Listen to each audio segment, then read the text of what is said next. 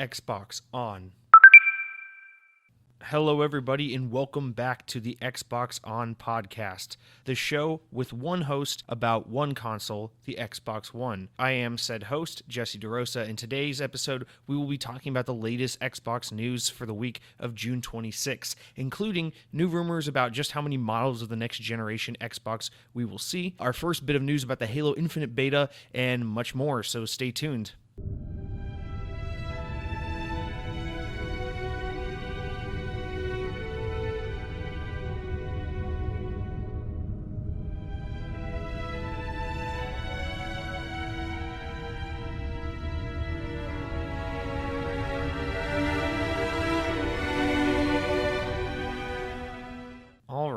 So first off, with this week's episode, I just want to start out by saying or giving a special thank you to all of those who listened to last week's first episode of Xbox On. I was honestly expecting no one to listen, or very few people to listen, but among all the podcast platforms, including YouTube, I actually found out way more people checked out the show than I was expecting. So thank you so much for that. And when I say way more, I mean like 14 people instead of like 3 people. But still, for me, that's an awesome start, and I'm really happy with those numbers. And I'm just excited to see how far this show can go. Additionally, I am trying to make this show as accessible as possible, and therefore, at the time of this recording, I can confirm that Xbox On is officially available on Google Play, SoundCloud, Spotify, Stitcher, CastBox, and YouTube. If you are watching this week's episode via YouTube, I'll be posting links to all those podcasts so you can decide on your favorite podcast service, so please look out for those in the links below. I know a majority of podcast downloads come from iTunes, but guess what? The one podcast service that still quote-unquote is processing my approval. So as frustrating as it is that the show is still not available on iTunes, this should be rectified any day now. If you want to listen via Apple Podcast services, please stay tuned, or as Nintendo likes to say, please be excited. And one last quick thing before we jump into the news. As this show is still incredibly new, and I am still incredibly new to podcasting, I suspect that the show will have many tweaks and changes in the coming weeks as I continue to rework the show format, try out new segments, and finalize the standard of the show. So any and all feedback would be greatly appreciated. Actually, scratch that. Any and all constructive feedback or complimentary feedback would be appreciated. You can keep all your negativity to yourselves, you damn heathens. All right, so without any further interruptions, let's just get right into this week's news. All right, so our first story is actually a pretty big one. So there's a rumor going around that Xbox, or the next generation of Xbox, Project Scarlet, has been pared down to just one hardware model instead of the original 2 we were expecting. Initially, when rumors started going out about Xbox's next generation hardware, we were under the impression that there was the codenamed Anaconda and the codenamed Lockhart. The Lockhart would be like the more affordable, kind of entry-level, lower-powered version of the console that would run everything, but not to its max potential, whereas the Anaconda would be like the Xbox One X, if you will, that can really take full advantage of what the next generation of Xbox can do. However, that doesn't seem to be the case anymore. A lot of the confusion coming around this was initially last year in 2018 at E3, Phil Spencer had alluded to the next generation of Xbox hardware, saying that Xbox was hard at work at the next Xbox consoles, using the plural form of console. So many believe that kind of affirms the 2 iterations of Project Scarlet, or what we now know as Project Scarlet. However, what he now claims to have meant by that was he was referring to the next generation of Xbox Scarlet, but also Xbox One All Digital Edition, the SAD edition, as people refer to it. So either way, it seems like, based on this rumor, that Xbox is just working on one box. So next fall, when we get our new Xbox, when we get Halo Infinite, we're just getting one Xbox, kind of like how most console launches are, like the Xbox One and every Xbox before that, where you just get one model. Now, so there are many reasons as to why Microsoft might choose to go this route, assuming that they initially had the 2 consoles planned for launch. And so I'll just kind of list off a couple things I think might be the cause for this. I think a big one, honestly, is just that Microsoft may have learned exactly what PS5 looks like. And what I mean by this is, Phil Spencer even recently said in a podcast, the gaming industry is not that big. People kind of know everyone one way or another, whether directly or indirectly. And so as much as people might think that like Xbox kind of works in a vacuum versus PlayStation, and they just really don't know what the other one's doing, and they're kind of like battling out against each other. These companies actually kind of have a good concept of what their competitors working on a lot of the times. And so I think what happened is perhaps earlier in the development cycle of the Scarlet, Microsoft was trying to prepare for whatever PlayStation was working on, for whatever the PlayStation 5 would be. And so to kind of combat that, they were working on the Lockhart version of their next hardware, which would be like, this is what we're aiming to make. This is what we think will be a good price for consumers and will be an adequate amount of power to call something a next generation piece of hardware. But they were also like kind of concurrently working on what they refer to as the Anaconda, which might have been this is the more expensive, even beefier version of the box that we will have kind of R&D'd and ready to go in case whatever Sony's working on for PS5 turns out to be something even more powerful, so we're not outdone. And then maybe perhaps as they kind of learned more about what PlayStation was working on, they were able to go, okay, so now we can either pare back Anaconda or beef up Lockhart and kind of meet somewhere in the middle, or maybe one of these is obsolete because we know what the competitor is working on. So to be kind of competitive, to be in the realm of what Sony's working on, or maybe just to have the edge on them a little bit, we've decided that this is the only model we need. That's a little more of like a down in the weeds kind of interpretation of it. Perhaps that's like kind of too much looking into what's happening, but I really think that is a possibility. A lot of times, it's no coincidence that things like the Xbox 360 and PS3 came out and they were kind of equal in power. Xbox One and PS4 come out and they're kind of equal in power. These aren't coincidences. A lot of these companies are familiar with what the competitor is working on, as well as, all these companies are trying to meet certain price points when they're going to market with this new hardware. And so to kind of hit these price points and be profitable, or to kind of break even, or to not lose too much money on the sale of the console, they learn that this is the kind of chip set we can sell in this box for the time being. This is the kind of hard drive we can sell. And so that's how a lot of these consoles kind of come out, similar in specs wise. So I think that could be a lot of what we're seeing, is just now that we're this much closer to the future of Xbox, the next generation of Xbox, we now have a better idea, or Microsoft rather has a better idea of which one of the various consoles they were R&D'ing would be more kind of ideal for market. So they've crossed out the other one they were R&D'ing with the intention that they were only ever going to ship one, but just R&D'ing two boxes to be ready for whatever, comes ahead in the coming years. The other more kind of simple version or interpretation of this news really is just that Microsoft looked at the optics of kind of coming out the gate with two new consoles for your next generation, and the kind of confusing messaging that can come with that, especially when we're not that far off from the release of the Xbox One X and the all digital edition. And that if you come to market for a new generation of hardware with two new boxes, it might really like muddy the conversation, really confuse a lot of more general audience members, people who aren't so into gaming. So to kind of be able to control the marketing better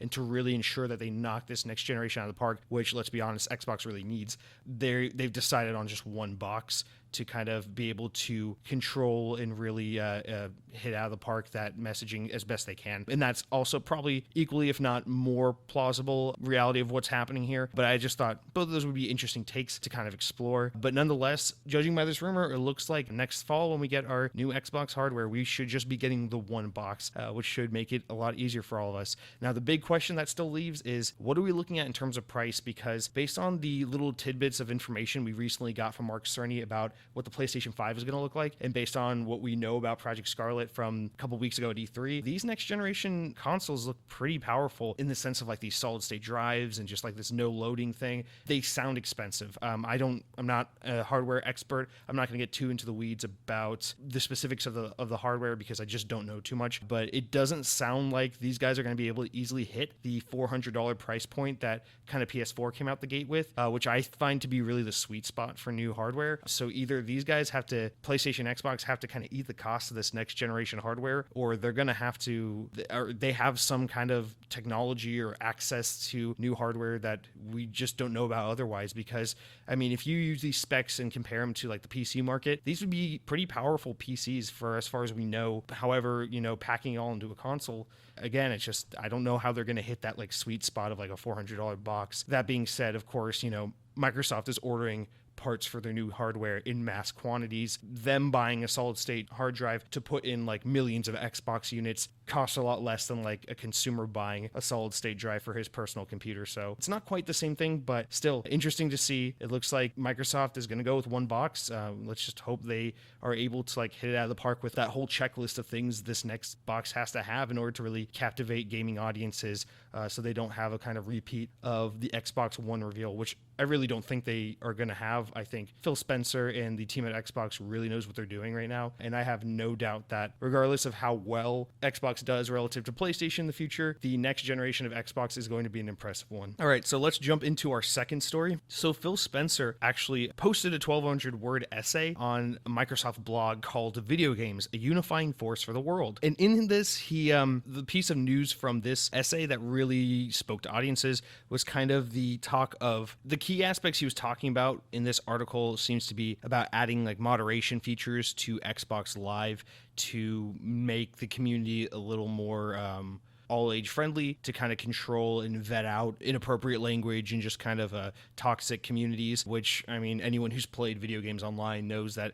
you're bound to eventually run into someone who's going to just be a troll and say some heinous shit on the internet. So basically what he's talking about is kind of introducing these new features to kind of moderate Xbox Live and silence kind of hate speech in an attempt to make the brand more accessible and all age friendly as the Xbox brand continues to evolve and adapt to new hardware and new platforms like, cell phones and everything with Project xCloud, as we're going to see Xbox become more available on new hardware. So a lot of people were kind of taking badly to this at first. I think they were thinking of it the wrong way, like Xbox is like censoring free speech, but that's not really what this is like. Honestly, if you look at Xbox is like, it's like a store or business, right? Yeah, right. Xbox is an American company. In the US, we have the right to free speech. But if you walk into a movie theater and start saying some like heinous, offensive stuff, bigoted stuff, racist stuff, or life-threatening things, AMC reserves the right to throw you out of their movie theater. Yeah, you're in America, but you're in a private business.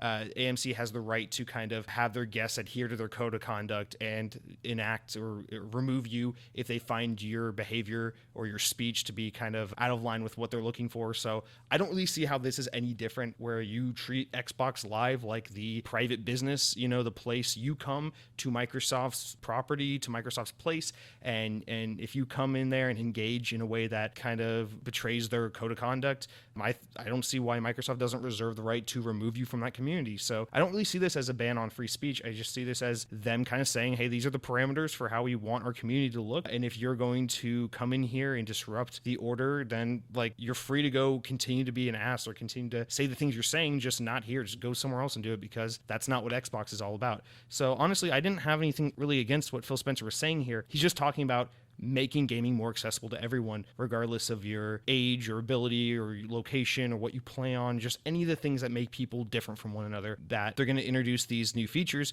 to kind of help people moderate their communities, saying that mostly this will kind of be introduced, what they're calling is the Xbox Safety Team. They've nicknamed this kind of initiative the Defenders of Joy, and they're talking about adding these features starting this summer to the official club community. So club managers on Xbox Live will be able to like kind of protect content by using moderation features to help kind of create like safer spaces for people to discuss and keep like the focus of the conversation in what the community is related to, rather than people getting off topic and maybe starting to get a little like offensive or whatever it is. So they plan on, by the end of this year, by the end of 2019, kind of expanding these moderation features to other kinds of aspects and facets of Xbox Live, so that including things like creating a child's account or a teen's account, so that parents can kind of guard where their kids are going on Xbox Live, who they're interacting with, just basically standard kind of parental control features. Now, the reason why I do find this interesting, aside from just Xbox trying to make it, like a more accepting and social place for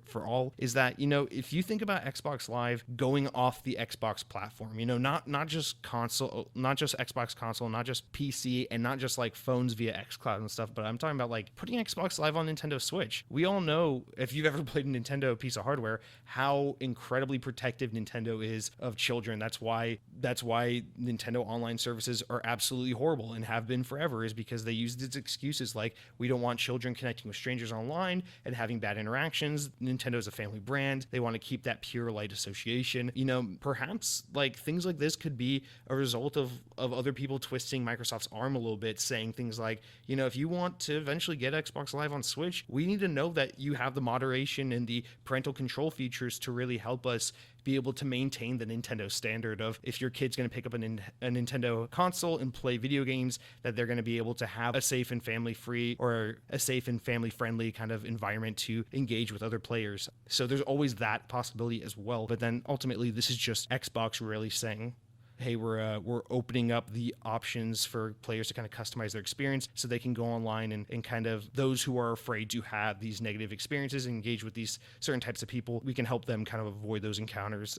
Really not too complicated. It's just more opportunities for players to kind of curate the experiences they're looking for when on Xbox services. All right, our next story is about Halo Infinite. Finally, some news about Halo Infinite, the game I'm most excited for. So not crazy, not like a huge groundbreaking story or anything, but 343 recently said that, of course, Halo Infinite will be receiving a beta, much like how Halo 5 received, I think, 2 betas leading up to its launch, in like the 2 years leading up to its launch. One, we are getting a beta, but they did confirm that the beta will be coming to Xbox before it comes to PC, although they didn't really specify like how much sooner it will come to Xbox before PC, or even give a time frame as to when we'll be getting the beta at all. Honestly, I think this Halo Infinite beta comes as early as this winter and as late as next summer, and I'm talking like later in the summer. However, additionally to the news about the Halo Infinite beta, they've already announced that, kind of just getting people hyped for Halo Infinite multiplayer. They were showing off that split screen. They already have it up and running. So the whole purpose of that is, a lot of fans were very upset with Halo 5 because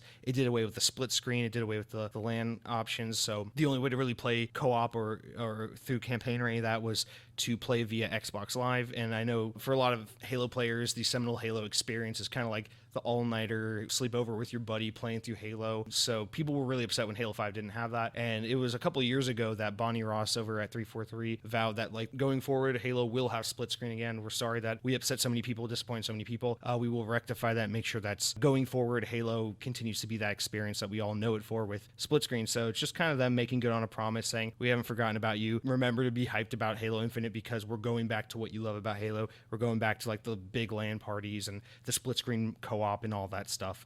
So not huge news, just them trying to tease that a little bit. However, I am excited to have the beta confirmed, that we are getting a beta, because the sooner I can play whatever the hell Halo Infinite is, the better off I'll be. But yeah, that's that story. Moving on to our next story, Doom Eternal, the highly anticipated first-person shooter coming out at the end of this year from id Software, is not going to have any kind of traditional deathmatch multiplayer. And this kind of doesn't really come as a shock to me, although I really feel like deathmatch multiplayer is kind of a staple to games like Doom, to like these kind of arena shooters. When we talk about Doom 2016, the multiplayer never really comes up. For as much as people really were surprised by how great that game is, the multiplayer is just kind of like in the corner and it's not really a big part of the conversation. But I also think that like for the Switch version, they just didn't even bother with the multiplayer. I think they put like the snap map mode they created or whatever in as like a download, or like it came in later or something. But yeah, the multiplayer ended up becoming a total afterthought for that game, or at least in the public's perception, not so much from a development standpoint. So Doom Eternal will not have kind of your traditional deathmatch multiplayer, but it is going to, of course, have that 2v1 battle mode they announced back at E3, where like one person plays as like the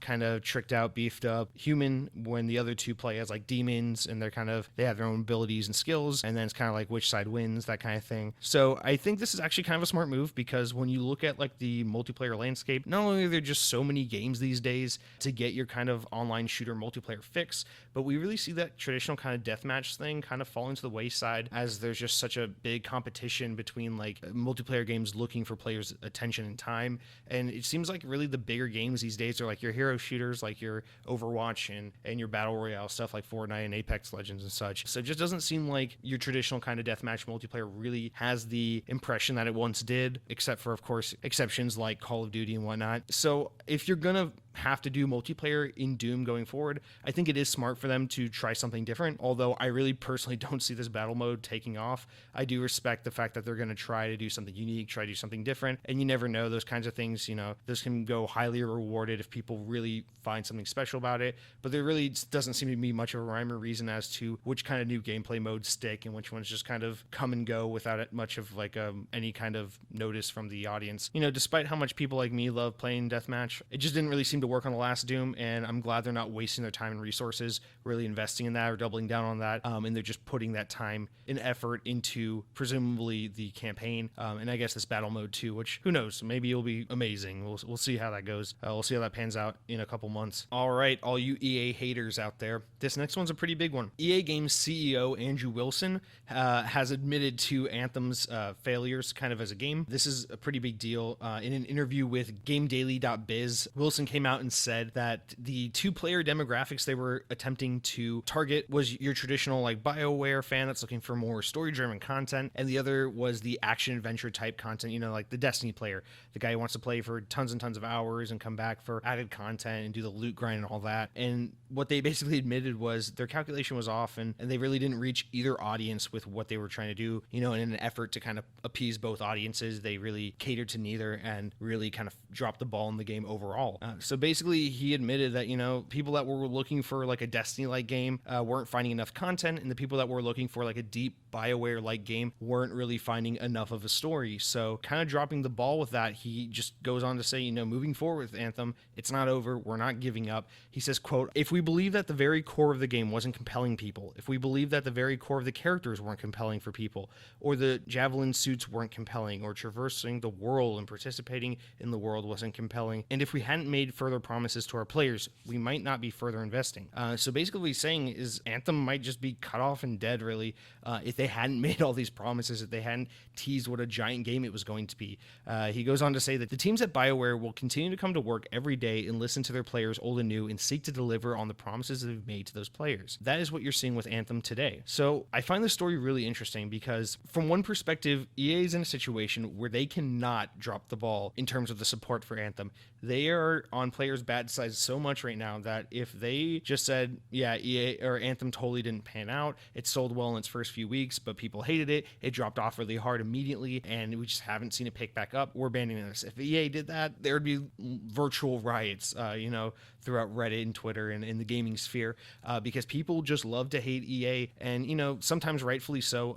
But with this, I think this whole Anthem situation is pretty indicative of the kind of risk that comes with these big open shared world games, which is where, there's such high risk, high reward games to make because, these publishers and these devs, they take these kinds of games, and they try to invest a lot of money up front with the game, hoping that a huge community will come from it and it'll be a massive success, and then they'll be able to make money on the back end through new in-game content, kind of microtransactions, expansions, which will all be easier to kind of add in, have a lower development cost as the game kind of goes on. The idea of building like a community or a platform rather than a game, then a sequel is just way lower on the cost long term, and it yields such a high profit if you really have this community sucked into the game, constantly promoting it from their love of the game, constantly buying stuff through microtransactions. And we see that with games like Destiny, and it seems like all these major publishers really want a game like that. But as we've seen time and time again, unless your game is Destiny, which has also dropped off dramatically in years, or The Division, it just really doesn't pan out. So it's a huge risk to be going for games like this. And a lot of people will tell you they saw this coming from a mile away with Anthem, and it looks like that's the case. Where the game came out, it sold incredibly well for a couple weeks, got really mixed to mediocre reception, and audiences just hated it and wanted to hate on EA as a result of the game coming out and being what it was. So the situation EA is in now is that players have purchased their game. EA and BioWare promised so much before the game even came out in terms of like the kind of roadmap and the year or two after the game's launch. They can't really just turn back and burn all these people. One, because it's just incredibly unfair to the people who've already invested in your product and spent $60 in the game. And two, because if you're EA and you do that, it looks way, way worse than if you're any other company and do that. So EA is really not in a position where they can just, while they might be able to financially deal with just scratching Anthem and moving on, they can't deal with the kind of publicity and the optics that come with going through with a decision like that. So they're kind of stuck with Anthem. So, not that they have much of a choice, but a little bit of respect to EA for kind of sticking it out despite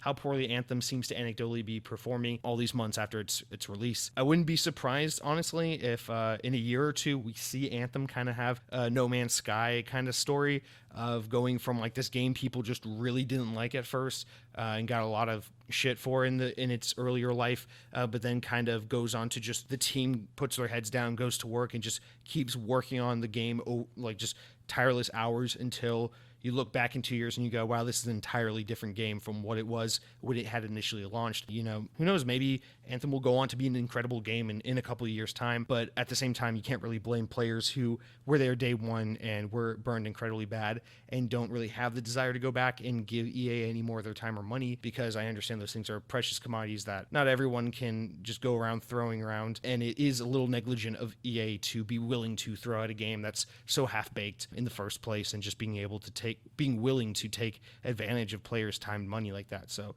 it's a complicated situation, but good on EA for deciding to stick with Anthem. They can afford to do so. They need to do so for the optics and the kind of goodwill of the gaming community. And so we'll see how that kind of turns out as the roadmap continues to unfold and we see new Anthem content. All right, we're down to our last two stories. So the next story we've got here is kind of a quick one, just about Gears 5. IGN had a part of their IGN First. They did a whole in-depth featurette on the enemies and the weapons of Gears of War 5. While I'm not going to get too into detail about that kind of stuff, I do want to just say I find it increasingly interesting that the Coalition and Microsoft can continue to show us Gears of War 5, or Gears 5 as they're calling it, I suppose, this new mode, Escape, and as well as Horde mode, which will be in the game again. They keep just showing us the gameplay through these modes, and instead of just showing us like the campaign in action.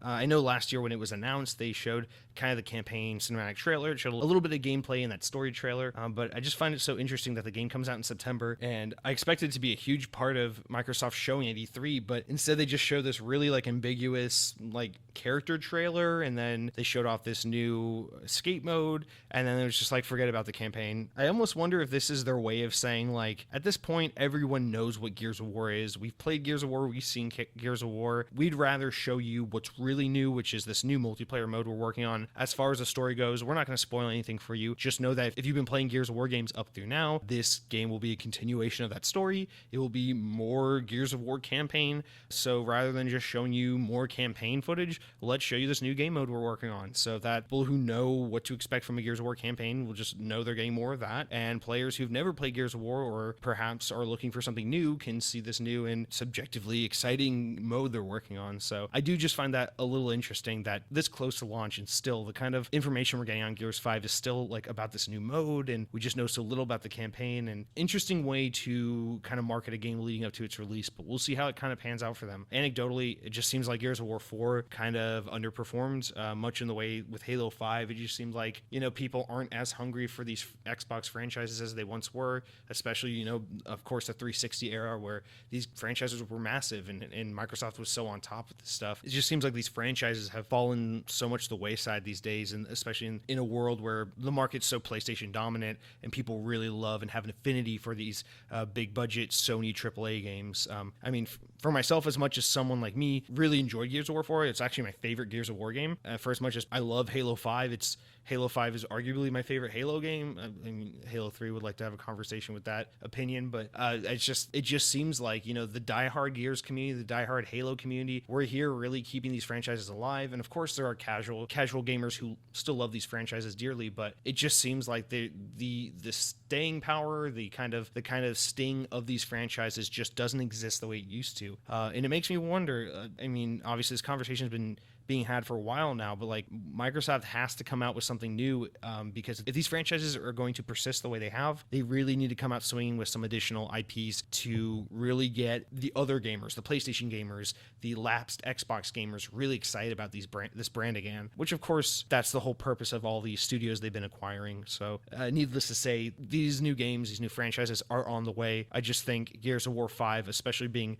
so alone this year, you know, with no Forza, no Halo, no Fable, no anything like that, it's just more apparent than ever before that Xbox is in some need of new AAA top quality cream of the crop games, and just, you know, the sooner we can get there, the better it will be for Xbox and Xbox gamers alike. I do respect the steady and slow wins the race kind of mentality that Xbox has. And of course, a lot of these games that their new developers are working on are either 1 years away from being shown, or two, I guess the two are kind of related, are, next generation games, not really Xbox One games. They're planning to save all their ammunition for next generation and really come out swinging. And honestly, I think that kind of brings us into our next story pretty well. So Xbox head Phil Spencer had an interview with Kotaku about kind of Xbox's struggle with quality games and their efforts to improve. And while I'm not going to go too much into reading it, I really think it's just interesting how candid Kotaku employee Steven Totillo was about, just like being really candid about Xbox's kind of disposition and how they plan to like kind of address their challenges right now with their first party lineup. So basically, I'm going to read from this first question of the interview. Steven says, "This is the first year without a new Forza game that I can recall. Why is that?" And so skipping down a little bit to Phil Spencer's response, he says, kind of referring to the exciting thing about E3 is you don't have to show everything. You can kind of hold back, knowing in the back of your head what's on the horizon, and say, sometimes the exciting thing is what we don't know about, of course. So basically he says, I'll just pull from this. He says, quote, "It was nice, and this hasn't always been the case with our first party lineup, where we have the ability to not show everything all at one time. In the case of Forza, I want the team, just like we did with 343, we gave them time. We did, 4 Halos in 4 years? Giving them an opportunity to really think and to really have a creative impact when they launch. Turn 10 is similar. I want to give them time to think through their plans. I love what they do with Forza Motorsports, but you've got to be able to listen to your studios when they need time and want to focus on more things. And as you have more content, you'll be able to do that." Obviously, what Phil Spencer is getting at here is that, for example, Forza has been on this like biannual kind of cycle where, it's like 1 year's a motorsport year, the next year's a Forza Horizon year, then back to Motorsport Horizon, and so on.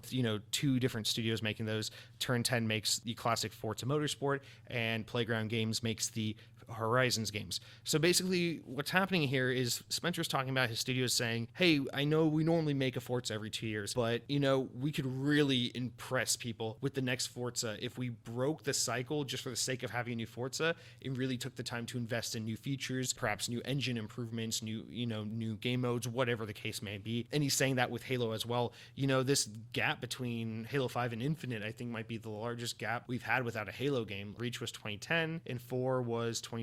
Yeah, so it's been, this October will be 4 years since Halo 5, and then so when Halo Infinite comes out, it'll have been 5 years between Halo games. So I mean, what's really exciting about this is Phil Spencer's getting at, they're giving their studios the time to make the games they need to make. And I think this is so crucial for Xbox right now because, again, I'll preface this, as much as I love Halo, Halo's top favorite gaming franchises of all time, rip my nostalgia for Mario away from me and just boil it down to pure game, I think Halo might be my favorite game of all time. I love that franchise with a burning passion, but I'm also not blind, and I totally see how gamers look at these franchises. And we can brag all we want about how Forza is the best racing game franchise around, but that only goes so far because racing games are niche.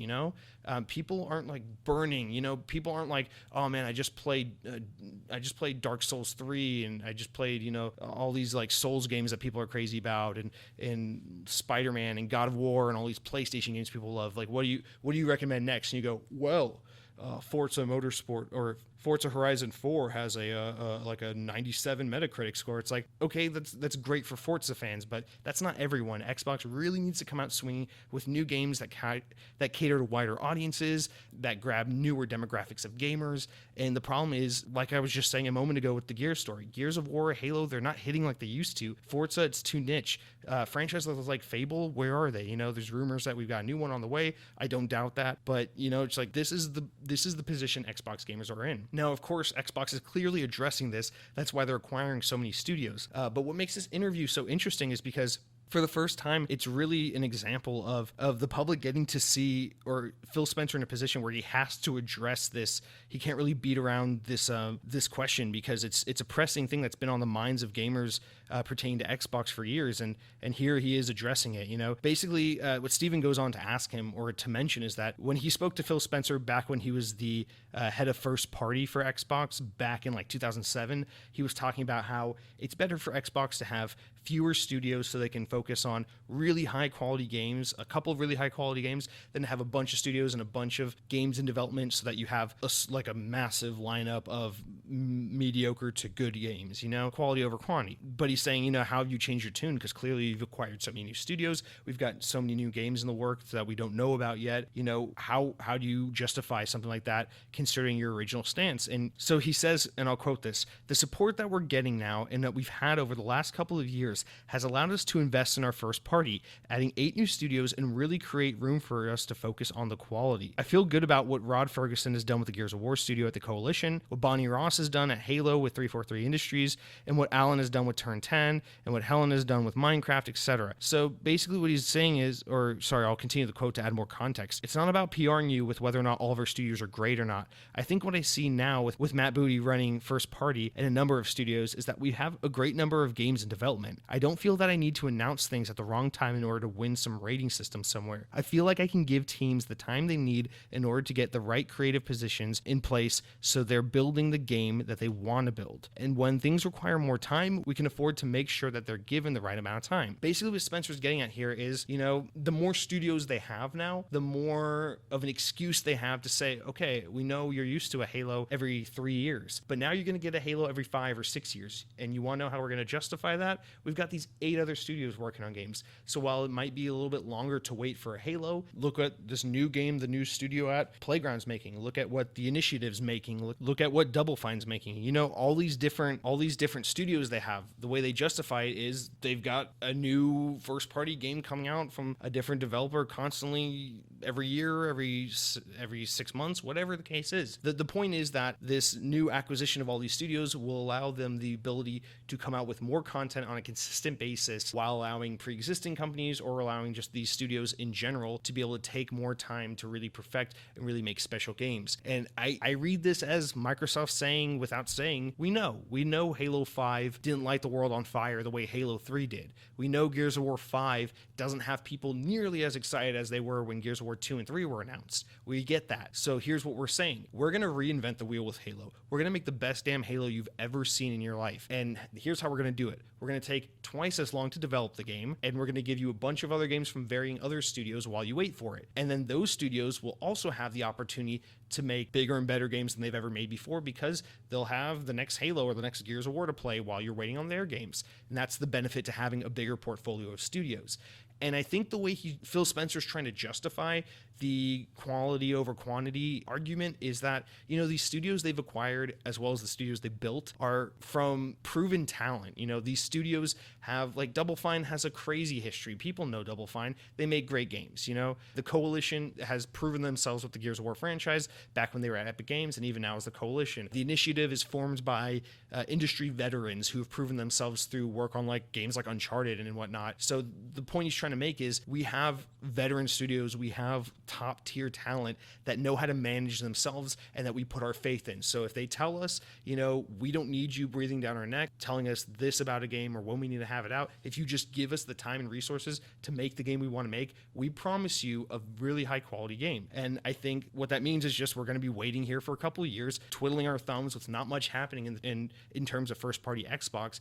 But in a handful of years, you're going to see Xbox in a very unique position, maybe similar to what Sony has, or perhaps even better, where the games that they've made in the past, the franchises they've been relying on for years are going to be better than they've ever been. And then all the new first party games they're going to have are going to be super high quality because Microsoft has the money to justify these studios making more ambitious games.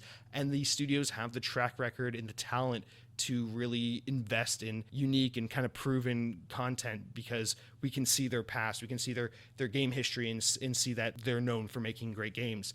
And I suppose this is Phil Spencer's way of saying, the Xbox approach is we are going bigger, we are going better, and this is how we're going to do it, and kind of explain this best of both worlds approach. That's how they justify what the future of Xbox first party games are going to look like. So basically, in short, I think, buying these studios that have the proven track record can cut back from, the higher ups' concerns of whether or not they're producing quality games. And so that way the Xbox teams can continue to grow by having just tons of new games in development, and also the Xbox management and the kind of portfolio managers can have more confidence in the slate of games they have coming out due to the confidence in the studios that they own and that they've built. And I think that's really what Spencer's getting at in terms of the future of the Xbox portfolio. All right, so that's going to do it for the news. Next, let's talk about the new games coming up this week. So last week, I just named a couple of notable games that were coming out. I think I named like 2 games, just the names and a little bit as to who developed them or whatever. This week, I want to try something a little different. I'm going to read the list of games coming out. Xbox Wire, an excellent website, Microsoft Xbox owned website, just kind of gives you straight news about, straight wire news about what's happening with Xbox. They make a list weekly that shows kind of the list of games coming out each week. So I just kind of grabbed that and we'll read from there and see what we've got coming to Xbox this week. Unless I can't count, there are 12 new games coming to Xbox this week. The first one is Car Mechanic Simulator. And the little blurb explaining what that is build and expand a repair service empire in the incredibly detailed and highly realistic simulator game, where attention to car detail is astonishing. Find classic unique cars in this new barn find module and junkyard module. Okay. Each mission offers its own unique challenge of varying difficulties and time constraints to meet. Okay, that looks like a kind of niche car nerd game. So that is Car Mechanic Simulator. The next game is Samurai Showdown, which it notes is an Xbox One enhanced game. The description for that is 11 years have passed since the last series installment, and it is now time for Samurai Showdown to return in a brand new game featuring high-end visuals and gameplay and faithfully reproducing the game mechanics and atmosphere that contributed to the success of the series, including revolutionary features that learn players action and patterns to create CPU-controlled ghost characters. Okay. Next game, Monster Jam Steel Titans, also Xbox One X enhanced. Monster Jam Steel Titans delivers the compelling Monster Jam experience for everyone to show all the trucks, stunts, stadiums, racing, and massive air in one game. Play in various game modes, including stadium and outdoor racing, compete in various stunt challenges, and destruction modes. Is it weird that, what does it say about me that I am mildly intrigued by this game, looking at these screenshots and such? Next game, We, The Revolution. It's like We, end sentence. The Revolution. We the Revolution is a unique game with a singular art style set in the blood-soaked and paranoid world of the French Revolution. As a judge in the Revolutionary Tribunal, you will pass sentences and play a dangerous political game. At the end of the day, you will also confront your decisions with your family, which puts players in morally ambiguous situations in which there are no obvious solutions. I have no idea what kind of game that is. All right, Shadow Fencer Theater. Competitive, awkward physics and fighting game set in the world of shadow puppets. Take center stage with a unique cast of characters and make your way to become the Grand Master of the theater. Okay. If these descriptions aren't grabbing me, I'm just going to move on to the next one. Just a couple more left. Attack of the Toy Tanks. Take control of provided vehicles of war and battle it out across different arenas and be the last tank standing. Just in case the AI-controlled threat doesn't offer up enough challenge, you can always check out multiplayer mode and go head-to-head against a friend. Maybe not online. Who cares? I don't care. Outbreak, Lost Hope. Experience a mother's desperate search for her granddaughter during the nationwide epidemic. The story follows Gwen just after her harrowing escape from urban center during the outbreak. Zombie game, don't care. War Tech Fighters, also Xbox One X enhanced. The rebel colonies of Hebos and Eras have joined forces to battle against the Zetros Empire. All right, too many words I'm butchering. I'm not going to read it. The Sinking City. The half-submerged city of Oakmont is gripped with supernatural forces. You're a private investigator, uncovering the truth that has possessed the city and corrupted the minds of the inhabitants and yours. The Sinking City is an adventure game set in an open world inspired by the universe of H.P. Lovecraft. How you like that? F1 2019. This is also an Xbox One X enhanced game. F1 2019 features the official teams, drivers, and the 21 circuits for the 2019 season. This year sees the inclusion of F2, with players being able to compete in the 2018 season with the likes of George Russell, Lando Norris, and Alexander Albon. God, I can't read today. With greater emphasis on graphical fidelity. Don't care. Looks like kind of like a technical racer F1. It's like a division of car racing. I don't know what I'm talking about. Furwins, a colorful pixel art style action platformer that evokes the challenging classic games of the genre. Embark on this epic adventure in which a little fox will fight the ominous darkness that has invaded its world. Cool. Platformers are good stuff. Irony Curtains from the Matryoshka with Love. Irony Curtain. Okay. This is an Xbox Play Anywhere game, meaning that it is also available on PC. The description says a satirical point-and-click inspired by Classic Adventure Games.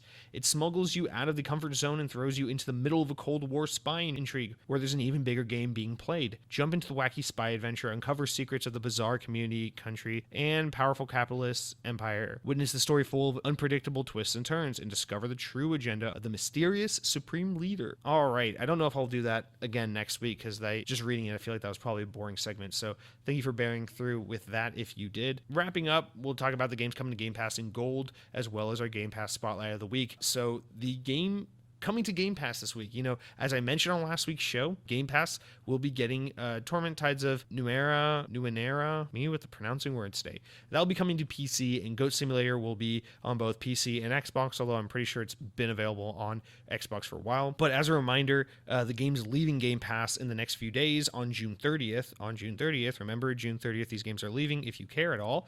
Dead Island Definitive Edition, that's a bad game. Devil May Cry 4 Special Edition, that's worth playing. Shadow Complex Remastered, that's worth playing. Ultimate Marvel vs. Capcom 3, that is worth playing if you like fighters. I suck at fighters.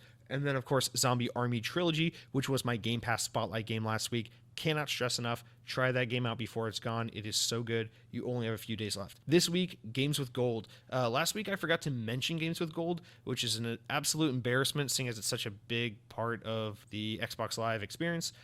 So my apologies on that. But going over Xbox Games with Gold, for the rest of the month, the remainder of June, the next few days, players with Gold can download NHL 19 and Earth Defense Force 2017, which is definitely worth checking out. Both of those are free with Games with Gold. Rivals of Aether is also available through July 15th, so you got some time to nab that one. But honestly, if you're going to go ahead and download one, just download them all because they're all free. All you got to do is initiate the download. You can cancel the download if you are low on hard drive space. That way it's just in your backlog in case you ever, for whatever reason, play this game. So, you can get all those for free even if you don't plan on playing them. Blah, blah, blah, because, more is more. That is it for what is coming to Game Pass, Games of Gold, new games coming to Xbox in general. So let's wrap up this second episode of Xbox On with our Xbox Game Pass Spotlight. This week, I want to talk about Onrush. Onrush is fucking awesome. This game I never heard about. It came out last summer, it looks like. It was made by a lot of ex-devs of various racing games. Onrush was developed by Codemasters Evo, British studio from England. Notable thing about this game's development, a lot of the staff that worked on this game are people from Evolution Studios, which is the studio that made Drive Club in 2014 that Sony shut down because that game was supposed to be a PS4 launch game, got delayed a year, and was littered with problems. So a lot of those guys went on to work on this game. The project was led by Paul Rushchinsky, something Russian looking. He directed Drive Club, so this is his next game he worked on. It's actually really quite unfortunate what happened to this game because it came out last summer, didn't sell very well, didn't do very well, and a lot of the team behind the game, including the studio head who had worked on Drive Club, was actually unfortunately let go from the studio, which is really unfortunate, especially because this game is really awesome. So let's describe what it is. It's like a vehicle combat game. So yes, you are racing on a track, but it's not like your typical 3 laps to the finish line, first place wins. In fact, racing and your position in the race doesn't actually matter at all. And the way the race ends is by reaching a score limit. So basically like a team deathmatch game where it's the first team to 50 points wins. That's basically what you're doing. And so what you're trying to do is drive in stylish ways, boost and jump to gain more boost. And then what you do with that boost is you try to smash into other cars and the other team's cars and basically take them out. And that way, it fills up your team's gauge by, using boost, gaining boost, eliminating players, things like that. And so the driving is just super arcadey, super wacky. There's crazy vehicles and motorcycles to play as. And it's just crazy, stupid fun. It has a lot of single player content, online play, and I just cannot recommend this game enough as if you have Xbox Game Pass, this game is free. It's less than 10 gigabytes of download. I cannot stress this enough. If you have the time, this is a game worth playing, even if you're not a car racing kind of gamer. Think of it more like Burnout, only in the sense that it's that kind of car game that appeals to a lot of not car gamers, just because it is such a wacky and unique take on the genre. The only thing I would say though that's Burnout is that there's a lot of cool crashing animation when you do wreck your car. But gameplay wise, it's very much its own thing. It's very unique. Cannot stress this enough. Onrush. A lot of the characters in the animation, the soundtrack, I think are a little weak. But other than that, the moment-to-moment gameplay is really quite awesome. Definitely a game worth checking out, and it is a crying shame that the game underperformed as it did, because really more people should check this out. So yeah, that's my recommendation for this week.